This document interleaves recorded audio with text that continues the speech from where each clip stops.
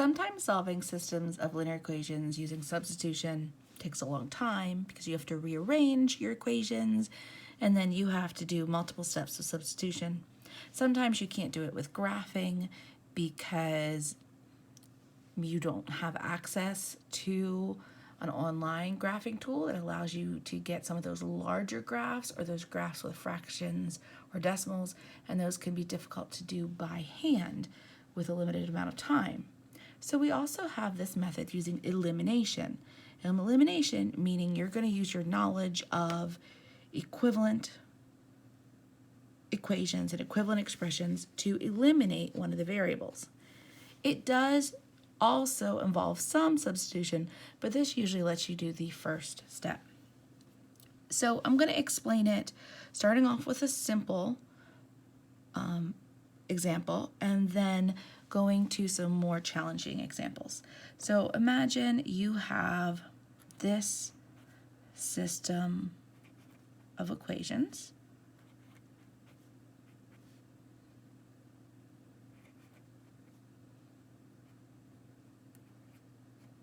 Okay, so I have 2x plus y equals 4 and 3x plus y equals 15.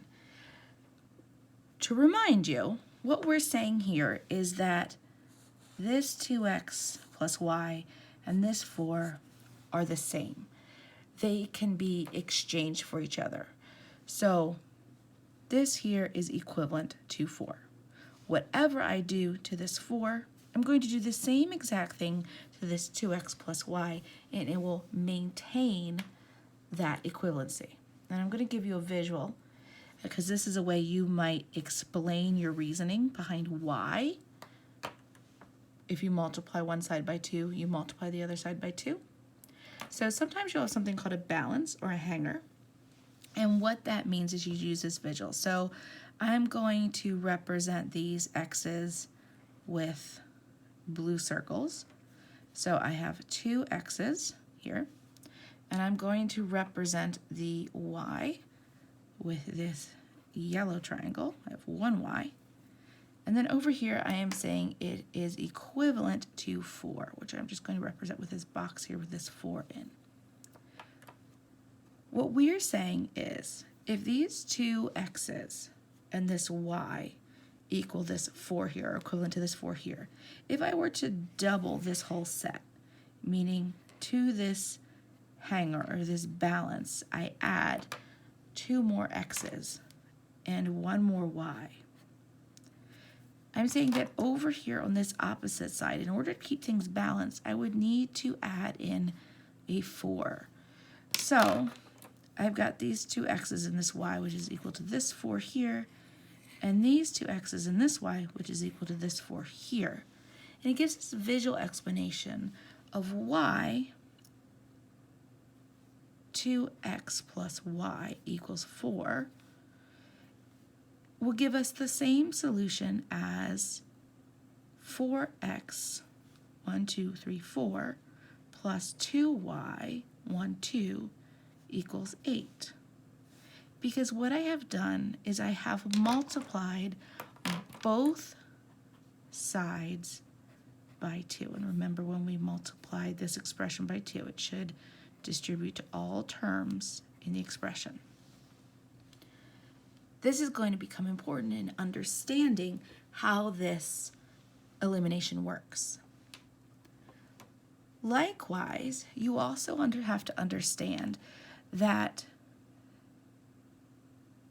if I were to take 15 away from 4, if I were to subtract 15 from 4, since 15 is the same or is equivalent as 3x plus y, it would mean the same thing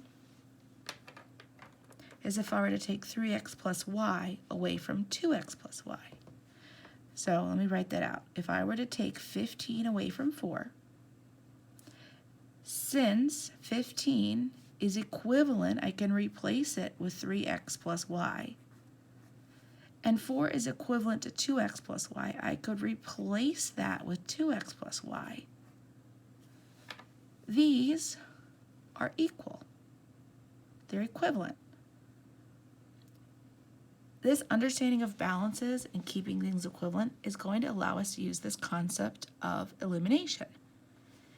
Because if I were to go ahead and actually subtract these things as I've given this example here, and the nice thing about these system of equations when we do elimination like that, if they're lined up, so I've got my numerical values, my y variables, and my x variables, it's all set up for you to solve it.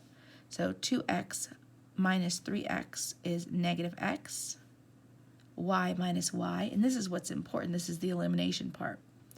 These have the same coefficient, which would be 1 in both cases, and 1 minus 1 is 0. So I'm actually canceling those out. So negative x equals, and I've got 4 minus 15, which is going to give me negative 11. So negative x equals negative 11. We know that we can just, if I flip the sign of this x, I flip the sign of the 11, so x equals 11. What we've really done is remember that's the same as saying negative 1x. Negative 1x, and to get rid of that negative 1, I'm dividing by negative 1, leaving me with x, and negative 11 divided by negative 1 leaves me with 11.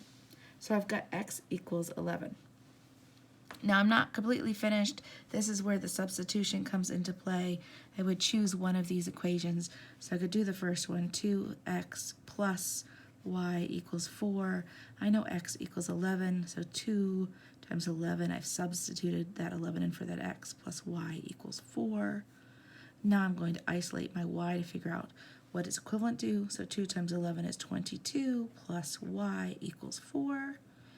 I want to subtract that 22 from this side, and just like we talked about earlier, keeping things balanced, whatever I do to one side, I do to the other. And by sides, I'm talking about either side of that equal sign. So y equals 4 minus 22 is negative 18. So my final solution is x is 11 and y is negative 18. All right, so this is part 1 of how to solve using elimination. And we're going to do a second part with some more complicated examples.